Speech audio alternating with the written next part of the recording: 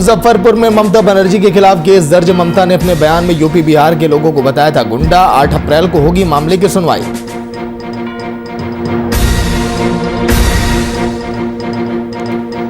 शराब से हुई मौतों पर पटना में सियासत। सरकार के बचाव में उतरे आरके सिन्हा। बोले बिहार में सख्ती से लागू है शराबबंदी।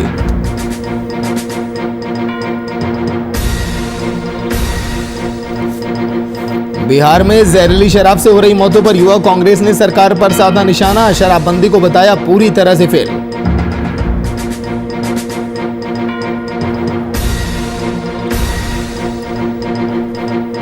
बेतिया में अस्पताल की लापरवाही से कई मरीज की जान। गुस्साए परिजनों ने अस्पताल में की तोड़फोड़। हंगामा बढ़ता देख भाग निकले स्वास्थ्यकर्मी।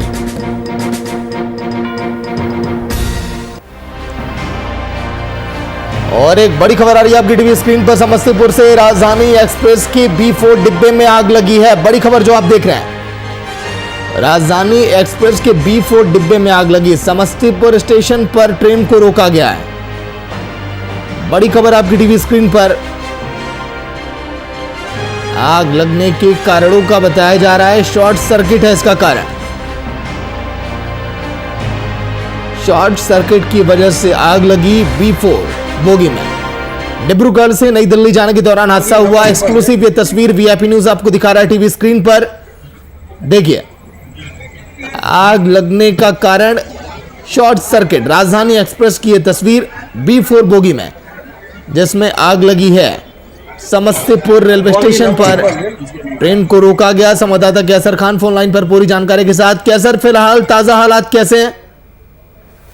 जी बिल्कुल, बता दूं कि जो डिब्रूगढ़ से नई दिल्ली जो जा रही राजधानी स्पेशल ट्रेन में अचानक जो है कि B4 बोगी के अंदर पैनल जो होता है उसका पैनल के अंदर हिट होने के कारण जो है पूरे जो बोगी थे उसके अंदर धुआं सा उठ गया। और उसके बाद जो वहां जो यात्री उसमें सवार थे उनमें अफरा तफड़ी मच गई। मगर कहीं ना कहीं जो उसमें सवार जो टीटी थे उसकी सूचना जैसे ही यहाँ के अधिकारी को दी, इंजीनियर को मिली और तत्परता कार्रवाई करते हुए पहुंच गए। और पहुंचने के बाद जो है तुरंत जो है पैनल को पहुंचने का पैनल को ठीक कर लिया गया। और धुएं से भरा हुआ था, गेट खोल के सभी धुएं को निकाल लिया और हालात जो है काबू में कर लिया। जी सागर जी, क्या किसी यात्रीगण के हताहत होने की खबर? क्या सभी लोग सुरक्षित बाहर निकाले गए?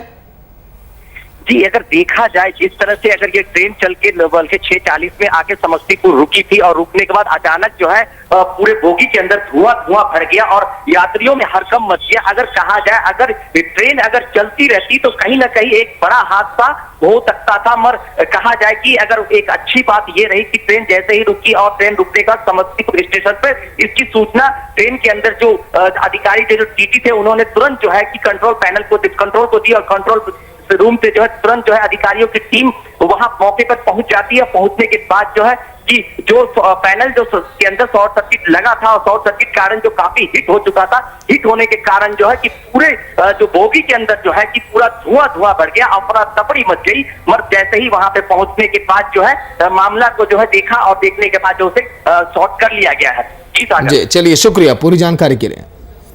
तो सभी लोगों को सुरक्षित बाहर निकाला गया। राजधानी एक्सप्रेस की यह तस्वीर जिसमें B4 बोगी में आग लगी, उसके बाद समस्तीपुर रेलवे स्टेशन पर ट्रेन को रोका गया था। तो आज के दिन शराबबंदी की 5वीं सालगिरह। नमस्कार, VIP न्यूज आप देख रहे हैं, मैं आपके साथ सागर मिश्रा। आपको याद होगा नीतीश कुमार ने मानव श्रृंखला बनाई थी। 1 अप्रैल सन 2016 का वो दिन था जब बिहार में शराबबंदी लागू हुई। उसके बाद लोगों को तमाम उम्मीदें थी कि मौतों के आंकड़ों में कमी होगी। नीतीश कुमार ने जो बातें कही ऐसा लगा कि वो बातें धरातल पर सच होंगी, लेकिन अफसोस वो बातें केवल जुबान तक ही रह गई। अगर धरातल पर होती तो शायद 10 लोगों की नवादा में मौत ना होती और युवा वहां की शराब की पार्टी ना करते जो वीडियो इस समय वायरल हो रहा है। लेकिन आज के दिन VIP न्यूज इन 5 सालों में क्या हासिल हुआ सरकार को शराबबंदी के बाद, उन तमाम तस्वीरों को समेटे रिपोर्ट भी आपको दिखाएगा। सरकार से सवाल भी पूछेगा और यह भी कहेगा कि आखिर सरकार मौन क्यों और इस जान जाने पर भी अपनी पीठ क्यों थपथपा रही है सरकार। रिपोर्ट आप देखिए।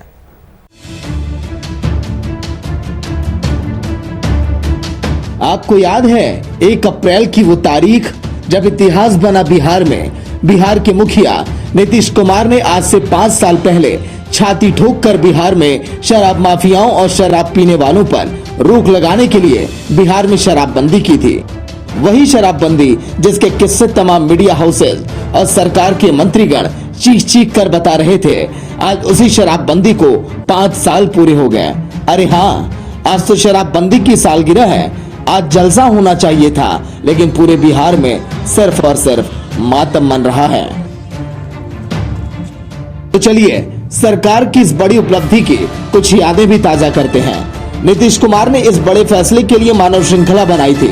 लाख दावे किए थे कि बिहार में शराब को कोई हाथ तक लगाएगा ही नहीं, कि बिहार में कहीं से भी शराब की एंट्री नहीं हो पाएगी, और हुआ बिल्कुल उसके उलट। आज बिहार में उसके नतीजे कुछ और ही दिख रहे हैं। पूरे बिहार में जहरीली शराब का मातम पस रहा है।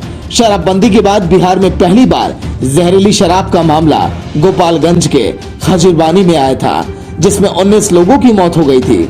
हालांकि इस मामले में कोर्ट के जरिए 9 दोषियों को फांसी की सजा मिल चुकी है, लेकिन इन मौतों का हिसाब कौन देगा साहब, जो अभी भी जारी हैं। आज की तारीख में जो लगातार हो रही हैं, आलम यह है कि जहरीली शराब से मौतों का आंकड़ा लगातार बढ़ता चला जा रहा है। 4 जिलों में 20 लोगों की जानें जा चुकी हैं। जहरीली शराब ने सबसे ज्यादा मातम नवादा में फैलाया, जहां अब तक 9 लोगों की जानें चली गई। लोगों का आरोप है कि पुलिस प्रशासन ने इस मामले में समय पर नोटिस ही नहीं किया, वरना कई जानें बच सकती थी। और आज तो हद तब हो गई जब नवादा से ही शराब पीते युवकों का वीडियो वायरल हुआ।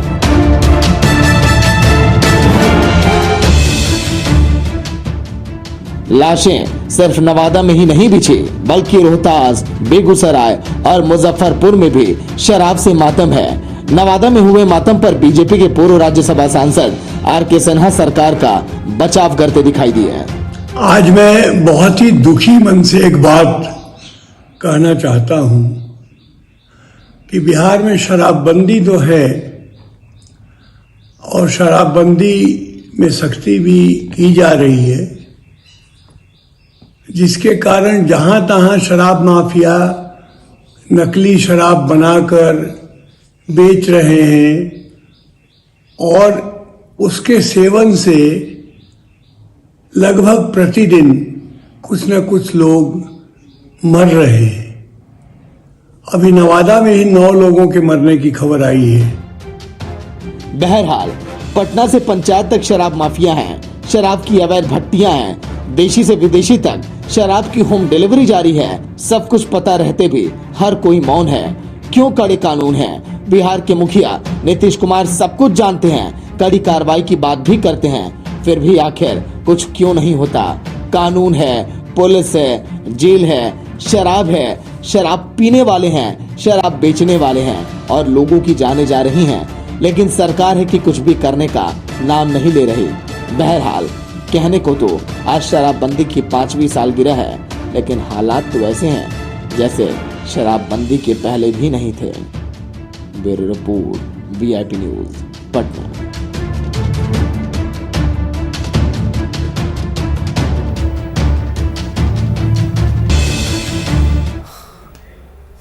तो चलिए बिना वक्त गवाए सरकार से आज के दिन सवाल करते हैं शराबबंदी पर, और इन 5 सालों के दौरान क्या हकीकत रही बिहार की, उस पर भी करेंगे चर्चा। आज के दिन वीआईपी न्यूज के सीनियर एडिटर मधुरशील जी लाइव में होंगे, और मंजीत आनंद साहू, उपाध्यक्ष बिहार प्रदेश युवा कांग्रेस। बहुत बहुत स्वागत है सर आप दोनों लोग का आज के दिन। सबसे पहले मंजीत जी आपके पास आऊंगा। शराबबंदी के 5 साल हो गए और सरकार अपनी पीठ अभी भी थपथपा रही है। तमाम मंत्रियों का, नेताओं का यही कहना है कि शराबबंदी सख्ती से लागू है, लेकिन इन जख्मों पर वो भी नमक छिड़कने का काम कर रहे हैं जिन परिवार के लोगों की जाने गई हैं। मंजीत जी।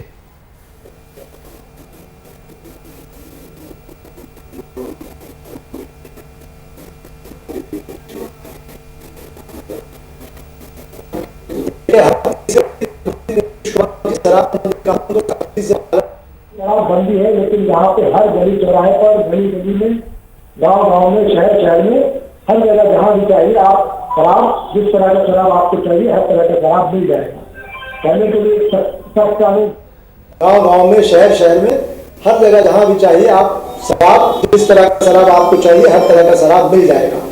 कहने के लिए सख्त कानून है, लेकिन मैं ये कहना चाहता हूं कि आज बिहार में सरकार और सत्ताधारी दल के लोग, भारतीय जनता पार्टी और जनता दल के लोग प्रशासन के सहयोग से शराब का एक बड़ा कारोबार चला रहे हैं और उस कारोबार को चलाने में जो जनता दल और भारतीय जनता पार्टी का शीर्ष नेतृत्व है उसमें वो सहयोग कर रहा है।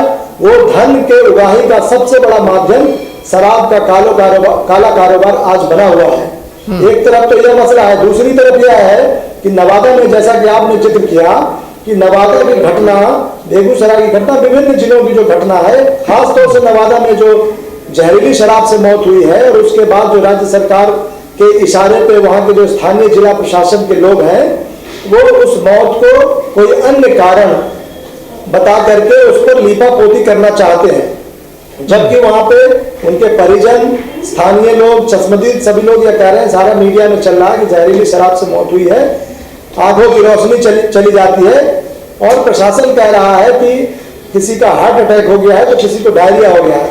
सबसे बड़ा सवाल यह है कि आखिर बिना पोस्टमार्टम के जो मौत हुई उनके शवों का, डेड बॉडी का दाह संस्कार कराया गया, पोस्टमार्टम नहीं कराया गया और कोई सरकार का आला अधिकारी या कोई भी सरकार के लोग अगर ये कहें कि वो मौत का कारण कोई और है तो उनके पास कौन सा विजन है, कौन सा ऐसा ज्ञान संज्ञान, कौन सा ऐसा भान है उनके पास कि वो चेहरा देख करके बताते हैं। स्पष्ट है कि जब अगर यहाँ पे पोस्टमार्टम नहीं कराया जाता है, सरकार को यह पता है कि पोस्टमार्टम मंजू जी नोट कराऊंगा, मधुरशील जी भी लाइव में बैठे हैं। मधुर जी, जिस तरह से मंजी जी जिक्र कर रहे हैं कि धन की उगाही के लिए एक बड़ा तंत्र इस काम में लगा है कि कैसे शराब से धड़ल्ले से पैसे कमाए जाएं, क्या आपको भी लगता है कि यहां सरकारी महकमा, प्रशासन इसमें शामिल है? मधुर जी, देखिए सागर, पहले ये समझना पड़ेगा कि जो बिहार की अभी जो स्थिति है और जिस तरह से शराब की खेपें वहां पहुंच रही हैं, खास करके राजधानी पटना सहित जो तमाम जो जिले हैं, कोई भी ऐसा जिला छूता नहीं है 38 जिले में जहां की कोई जिला ये कह सके, कोई कहीं का जिलाधिकारी या दावा के साथ बोल सके या एसपी वहां का बोल सके या कोई भी कह लीजिए कि थाना प्रभारी ऐसा बोल सके कि उसके थाना क्षेत्र में शराब की बिक्री नहीं हो रही है और शराब पीने वाले नहीं हैं। तो पूरे बिहार की ये स्थिति है। 38 जिले के 38 जिले ऐसे हैं जहां शराब की खेप पहुंच रही है और जो शराब की खेप पहुंच रही है, अगर बिना बेरोक टोक अगर राजधानी पटना तक या ऐसे जिलों में जो सीमावर्ती क्षेत्र में नहीं पड़ते, जो ना झारखंड की सीमा वहाँ सटती है उनके करीब है, ना ही यूपी की सीमा करीब है, ना ही वो मध्य प्रदेश के बॉर्डर पे हैं, ना ही नेपाल के बॉर्डर पे हैं, जो किसी भी सीमावर्ती क्षेत्र से 100-150 किलोमीटर की, 200 किलोमीटर की दूरी पर जो जिले अवस्थित है, जिला मुख्यालय अवस्थित है, या राजधानी पटना 250-300 किलोमीटर अवस्थित है तमाम सीमावर्ती क्षेत्रों से, अगर वहां तक शराब की खेप ट्रकों में भर करके, 1-2 बोतल नहीं, ट्रकों में भर करके अगर लगातार 5 वर्षों तक, 1 अप्रैल 2016 को जब शराबबंदी की घोषणा हुई थी और ये कानून रूप ले लिया था और कानून लागू हुआ था 1 अप्रैल से, तब से आज ये उसकी 5वीं वार्षिकी है। अब आप इसको जन्मोत्सव के रूप में, आप इसको सेलिब्रेशन के रूप में मनाते हैं कि इसको काला अध्याय के रूप में, मतलब बरखी के रूप में मनाते हैं, बरसी के रूप में मनाते हैं, ये बिहार की सरकार पर डिपेंड करता है। क्योंकि सरकार ने जिस उद्देश्य के साथ इस कानून को लाया था वो बेईमानी साबित हुआ है। और इस पूरे सिंडिकेट में जो मंजीत जी कहें या राज्य की जनता बोले या विपक्ष बोले, ये सार्वभौम सत्य यही है कि सत्ता पुलिस गठजोड़ है शराब माफियाओं के साथ और शराब होम डिलीवरी लोगों को उपलब्ध है। अभी हालिया आपने देखा होगा, होली में कोई भी ऐसा घर नहीं था जहां की शराब की बोतलें न खुली हों, जिनके घर में शराब का प्रचलन है। अब जो पहले भी नहीं पीते थे वो अभी भी नहीं पी रहे हैं, लेकिन जिनके यहाँ ये प्रचलन था या जो पीने वाले हैं उनको इन 5 वर्षों में कभी शराब खोजने में, शराब मिलने में असुविधा नहीं हुई, भले उनको ऊंची दर पे लेना पड़ा। अगर वो सरकारी ठेके की दुकान से लेते थे तब 2015 तक या 1 अप्रैल 2016 से पहले, तो उनको वो कीमतें अदा करनी पड़ती थी और उसमें राज्य का हिस्सा भी होता था, राजस्व की उगाही भी होती थी, राजस्व भी जाता था सरकार के खाते में। लेकिन इन 5 वर्षों में ऐसा हुआ है कि राजस्व की सरकार के खाते में नहीं गया, लेकिन सरकारी लोगों की जेबें भरती रही है जरूर। चाहे सरकार किसी की भी रही हो, तो सरकारी लोगों की जेबें भरती रही है इस एक्साइज डिपार्टमेंट के इस उत्पाद से, इस प्रोडक्ट से कह लीजिए, शराब से भरती रही है। लेकिन जो 38,000 करोड़ का राजकोषीय राजस्व था उत्पाद विभाग के द्वारा 2015 का बजट आप देख लीजिए, और 2015 का जो कुल बजट था वो 1 लाख से बहुत की नीचे का 1 लाख 5,000 के आसपास का था। उसमें 38,000 करोड़ केवल राजस्व की उगाही रेवेन्यू देने वाला ये विभाग था, उत्पाद विभाग। आपने 5 वर्षों में 38,000 आपने अपना बजट साइज इस बार जरूर बढ़ा लिया, 2 लाख के ऊपर ले गए अपना बजट, 2 लाख करोड़ से ऊपर का आपका बजट साइज हुआ है। लेकिन 38,000 करोड़ जो सेक्टर देता था, उस विकल्प की तलाश आपने नहीं किया कि वो 38,000 करोड़ अगर आपका बजट डबल हो गया 5 वर्षों में, या डबल से थोड़ा कम हुआ, तो जो राजस्व उगाही का एक सबसे बड़ा स्रोत था, आपने खर्चे तो जरूर बढ़ा लिए साहब, लेकिन जो रोज इनकम का जो सबसे बड़ा स्रोत था, उस विकल्प के बारे में आपने 5 वर्षों में नहीं सोचा। इसलिए नहीं सोचा कि निजी जो सरकार के साथ जुड़े हुए लोग हैं, उनकी निजी लाभ उनका हो रहा है।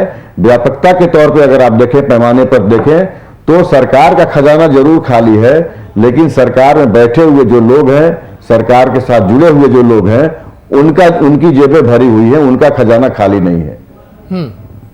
ठीक है मंजीत जी, आपको क्या कुछ भी खूबियां दिखाई नहीं दी इन 5 सालों में शराबबंदी के बाद?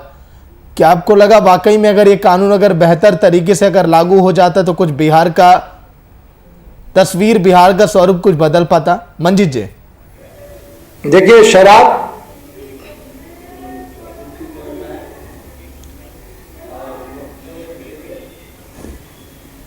शराबबंदी कानून लागू करते समय शराबबंदी कानून के लिए जो नियत थे सरकार के, वो बहुत बेहतरीन और शानदार थे। लेकिन आगे चल करके सरकार चलाने वाले लोग, चाहे भारतीय जनता पार्टी के नेता हों और मुखिया जो श्री नीतीश कुमार जी हैं, जनता दल यू के जो तमाम लोग हैं, वो उसमें श्री नीतीश कुमार जी और भाजपा के नेतृत्व के सहयोग से, जैसा कि संपादक जी ने कहा कि यह सच है कि उसको एक अवसर में तब्दील कर दिया। और सबसे बड़ा व्यापार अभी अगर सरकार की तरफ से कोई है, एक तो सरकारी जी, तो अभी हमारा ये कहना है कि अगर सरकार कोई अपने ही बनाए हुए कानून को लागू करने में पूरी तरह विफल हो, और ये लगातार उसका उदाहरण हम देख रहे हैं, तो ऐसी सरकार को रहने का क्या हक है? ये क्या यह सरकार सुशासन की सरकार है? क्या यह सरकार जो नीतीश कुमार को कहते हैं कि बिहार में हम राम राज्य स्थापित कर चुके हैं, तो यह कैसा राम राज्य है कि जिसमें लोग शराब से तमाम जो काला कारोबार है तो चला ही रहे हैं, और उसके पीछे जो है आप देखते होंगे कि इसके कारण कोई बंद नहीं आई है शराब पीने वालों ने।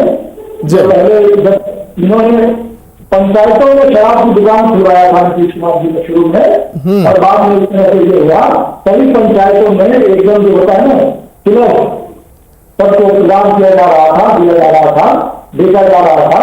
तो अभी जो है नुकसान हुआ, लेकिन जो सरकारी तरीके से निजी जो राजस्व है, उसमें बेतहाशा वृद्धि अगर किसी चीज से हो रही है, तो वो ये शराब के काले कारोबार है। आपने देखा तो राज्य मंत्री परिषद के एक मंत्री के घर में, उनके स्कूल में, उनके भाई के लोग, भाई और उनके परिवार के लोग किस तरीके से इस काला कारोबार में शामिल है, और उसके बाद भी विधानसभा के भीतर वो फरिया लेने की बात कह रहे थे कि आप कानून मैदान में चलिए, और फरिया लेने की बात कह रहे थे।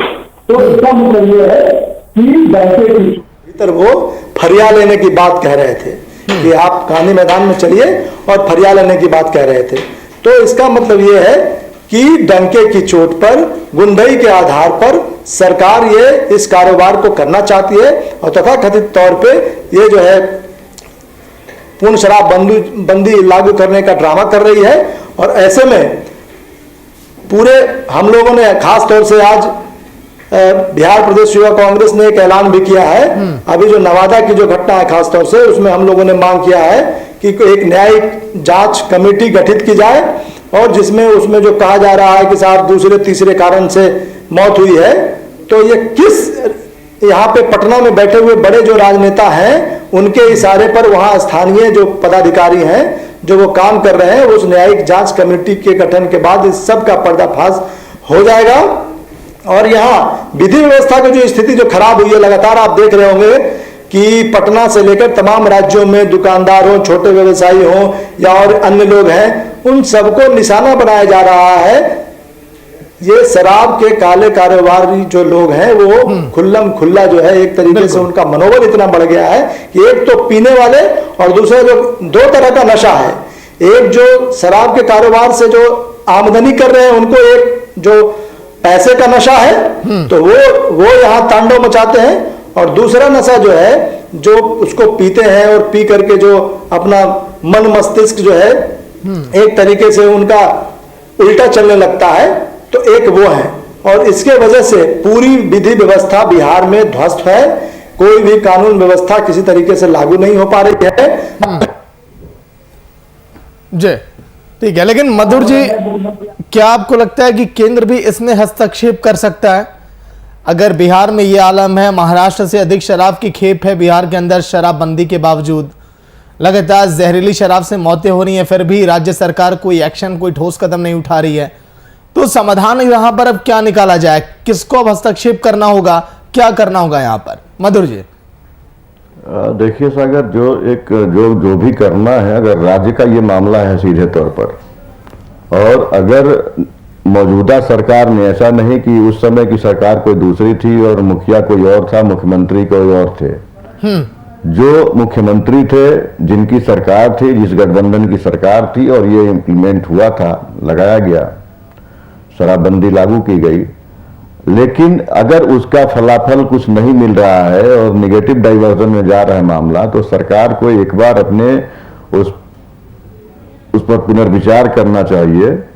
और दूसरी तरफ शराबबंदी राज्य के हित में बहुत ही बढ़िया और सराहनीय कदम उस समय माना गया था, लेकिन 5 वर्षों तक अगर जिस कानून का अनुपालन राज्यवासियों से कराने में राज्य सरकार विफल रहती है, तो ये एक बड़ा सवाल सामने आता है, उठ करके एक बड़ा सवाल बना हुआ रहता है कि आखिरकार ऐसी क्या घटनाएं हैं। सत्ता पक्ष के नेता आपके साथ मौजूद नहीं है, सत्ता पक्ष के नेता दलील ये देते रहे अक्सर कि हत्या पर भी कानून है, दफा 302, लेकिन हत्याएं हो रही हैं। लेकिन जिस तरह से डोर टू डोर शराब की बिक्री, आप जिस राज्य में कानून है, पूर्णबंदी है, और जिस तरह से डोर टू डोर शराब की बिक्री हो रही है, बल्कि बंदी के दौरान शराब की आवक, शराब की खपत राज्य में बढ़ी हुई है, तो हत्या के मामले से इस मामले को, हत्या के कानून से इस मामले को की तुलना करना उनकी एक बचकाना रवैये का जो है वो सीधे तौर पर परिचायक है, उसका उदाहरण कह लीजिए कि है। क्योंकि हत्याएं सरेआम नहीं हो रही, हत्याएं किसी रोज राज्य में नहीं हो रही, कानून व्यवस्था की हालात बहुत बदतर जरूर है, लेकिन ऐसा नहीं हो रहा है कि एक एक मोहल्ले में अगर 20-20 लोग शराब पी रहे हैं खड़े होकर के, या घरों में बैठ करके, या कहीं किसी के बैठक खाने में बैठ करके, तो हत्याएं उस तरह से नहीं है सार्वजनिक रूप से।